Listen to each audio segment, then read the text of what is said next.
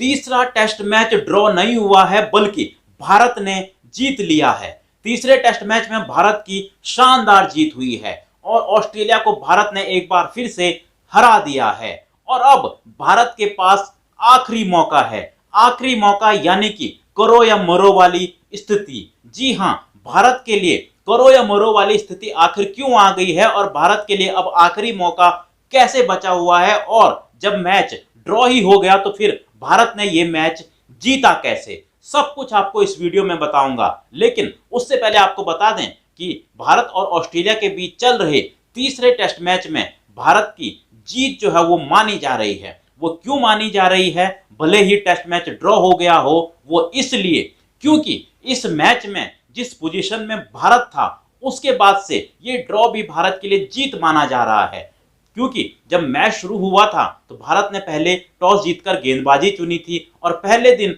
बारिश की वजह से खेल नहीं हो पाया था। सिर्फ 13 ओवरों का मैच हुआ जिसमें ऑस्ट्रेलिया ने 28 रन बनाए थे और उसका कोई विकेट नहीं गिरा था। लेकिन दूसरे दिन पूरा मैच हुआ और ऑस्ट्रेलिया ने 405 रन बना लिए थे, जबकि उसके सिर्फ 7 ही विकेट गिरे थे। और ऑस्ट्रेलिया ने जब तीसरे दिन खेला तो ऑस्ट्रेलिया ने टोटल बोर्ड पर पहली पारी में 445 रन लगा लिए थे, यानी कि एक बड़ा टोटल था ये पहली पारी के हिसाब से, और खास तौर पर भारत की फ्लॉप जो बल्लेबाजी चल रही है उसके सामने। लेकिन उसके बाद भी सबकी नजर भारत के बल्लेबाजों पर थी कि बल्लेबाज क्या करेंगे, और बल्लेबाजों का एक बार फिर से वही हाल, चाहे यशस्वी जायसवाल हो, चाहे शुभमन गिल हो, विराट कोहली हो या फिर रोहित शर्मा, सभी आया राम गया राम ही रहे। हालांकि केएल राहुल ने एक तरफ से मोर्चा जरूर संभाल कर रखा और उन्होंने जो है एक तरफ से अच्छी बैटिंग की और एंड में उनका साथ रविंद्र जडेजा ने भी दिया, और इन दोनों की बदौलत ही भारत फॉलो ऑन बना पाया। हालांकि एक वक्त ऐसे लग रहा था कि भारत जो है फॉलो ऑन खेलेगा, ऑस्ट्रेलिया भारत को फॉलो ऑन खिला लेगा, लेकिन एंड में आकाशदीप और जसप्रीत बुमराह की खेली गई वो छोटी छोटी लेकिन इंपॉर्टेंट पारियों ने फॉलो ऑन बचा लिया। और उस वक्त देखा जा सकता था कि टीम इंडिया के सभी खिलाड़ी कितने खुश थे,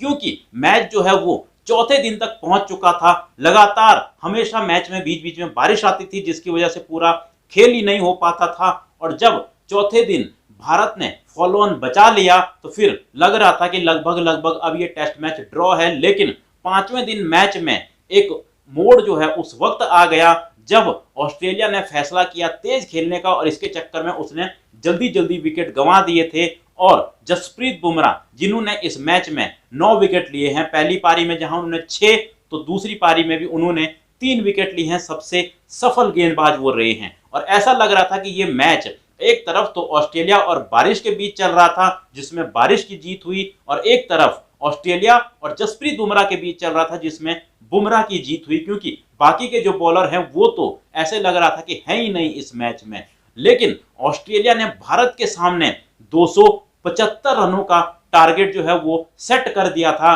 और इस टारगेट को भारत बना भी सकता था। ऑस्ट्रेलिया ने टारगेट जानबूझकर दिया ही ऐसे था, लेकिन जब भारत ने सिर्फ 8 रन ही बनाए थे उसके बाद एक बार फिर से जो बारिश है उसने वहां पर दखल अंदाजी की और उसके बाद मैच ही नहीं हो पाया, और फाइनली ये डिसाइड किया गया कि ये मैच अब ड्रॉ है। और इस ड्रॉ के बाद इसको भारत की जीत बताया जा रहा है, क्योंकि पहली पारी में ऑस्ट्रेलिया को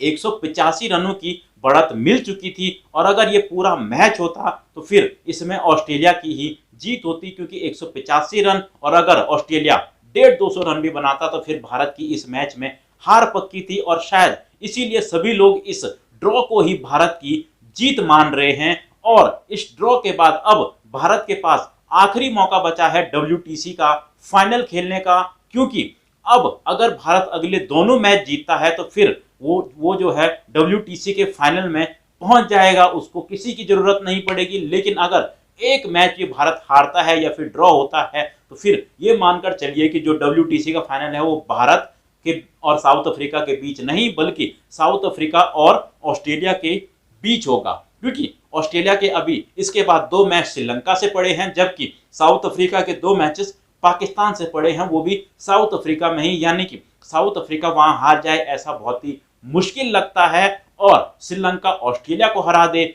ये भी बहुत मुश्किल लगता है, यानी कि अब भारत को अगले दोनों के दोनों मैचेस जीतने जरूरी है। लेकिन जिस तरह से भारत की जो बल्लेबाजी है वो फ्लॉप चल रही है, उसमें ऐसा मुश्किल जरूर लगता है, लेकिन क्रिकेट में कुछ नहीं कहा जा सकता। तो आपको क्या लगता है, क्या अब टीम इंडिया अगले 2 मैचेस में वो कमबैक कर पाएगी जिसके लिए वो जानी जाती है? आप लोग भी इस मैच के बारे में और WTC का जो पॉइंट्स टेबल है उसके बारे में अपनी राय कमेंट बॉक्स में दे सकते हैं। मिलता हूं मैं आपको एक और ऐसी ही वीडियो में।